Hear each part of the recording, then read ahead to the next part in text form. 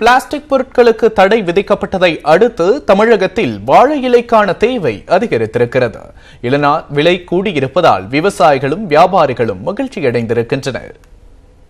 தமிழகத்தில் பிளாஸ்டிக் பொருட்களை பயன்படுத்துவதற்கு விதிக்கப்பட்ட தடை காரணமாக உணவகங்கள் உள்ளிட்ட கடைகளில் பிளாஸ்டிக் பொருட்களுக்கு மாற்றாக வாழை இலை முழுமையாக பயன்பாட்டுக்கு வந்துள்ளது.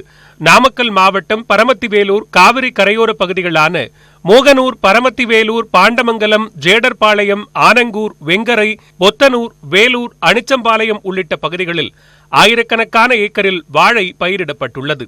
பிளாஸ்டிக் பொருட்களுக்கு தடை விதிக்கப்பட்ட நிலையில் வாழை இலையின் தேவை அதிகரித்துள்ளது. 200 முதல் 300 ரூபாய் வரை விற்று வந்த ஒரு கட்டு வாழை இலை தற்போது 600 முதல் 700 ரூபாய் வரை விற்பனையாவதாக விவசாயிகள் மகிழ்ச்சி தெரிவிக்கின்றனர்.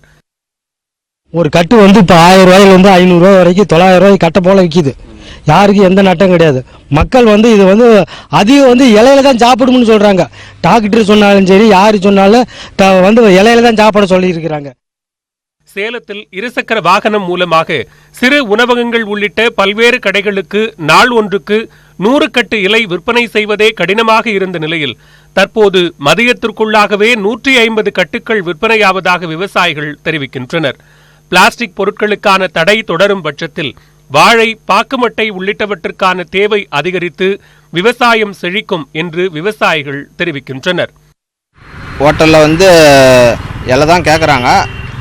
இன்னும் கொஞ்சம் விலை கம்மியாக கேட்குறாங்க. ஆனால் கம்மியாக தர முடியாது. ஏன்னா ரேட்டு அங்கேயே அதிகம்.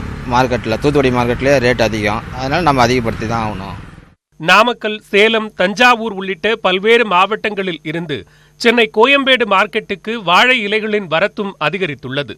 மேலும் 500 பெரிய இலைகள் கொண்ட ஒரு கட்டின் விலை 750 ரூபாயிலிருந்து 1000 ரூபாயாக உயர்ந்துள்ளது.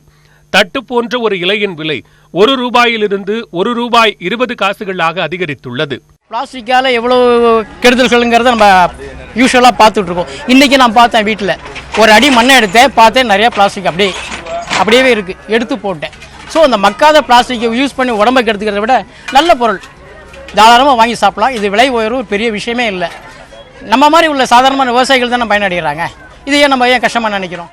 முகூர்த்தம் போன்ற சீசன் காலங்களில் இலையின் வரத்தை பொறுத்து விலை நிர்ணயம் செய்யப்படும் என்று கோயம்பேடு மார்க்கெட் வியாபாரிகள் தெரிவித்தனர்.